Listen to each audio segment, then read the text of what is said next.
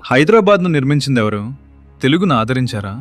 విజయనగర సామ్రాజ్యం పతనం తర్వాత తెలంగాణ గడ్డపై గోల్కొండ కేంద్రంగా పాలించింది ఎవరో తెలుసా? వారే కుతుబ్ షాహీలు. వీరు క్రీస్తు శకం 16వ శతాబ్దం నుంచి 17వ శతాబ్దం వరకు పాలించారు. ఈరోజు మనం చూస్తున్న చార్మినార్ హైదరాబాద్ నగరాన్ని నిర్మించింది వీరే. అయితే వీరు తెలుగు సంస్కృతిని నాశనం చేశారా? దీనికి 2 కోణాలున్నాయి. చేదు నిజం. విజయనగర సామ్రాజ్యాన్ని కూకుల్చివేసిన తల్లికోట యుద్ధంలో వీరు ప్రధాన పాత్ర పోషించారు. మన హంపి వైభవం నాశనమవటానికి వీరొక కారణం. కానీ ఆశ్చర్యకరమైన విషయం, యుద్ధం తర్వాత వీరు స్థానిక తెలుగు కవిత్వాన్ని, సాహిత్యాన్ని ఎంతగానో ప్రేమించారు.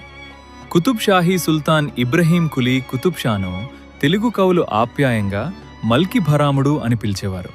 అంతేకాదు, భద్రాచలం రామదాసు, మంత్రులు అక్కన్న, మాదన్నలు వీరి ఆస్థానంలోనే పనిచేశారు. అంటే రాజకీయంగా విజయనగరాన్ని దెబ్బతీసిన, సాంస్కృతికంగా తెలుగును నెత్తిన పెట్టుకున్న సుల్తానులు వీరు. మన చరిత్రలోని ఈ మలుపులు ఆసక్తికరంగా లేవు? ఇలాంటి చరిత్ర కథలు కావాలంటే సబ్స్క్రైబ్ చేయండి.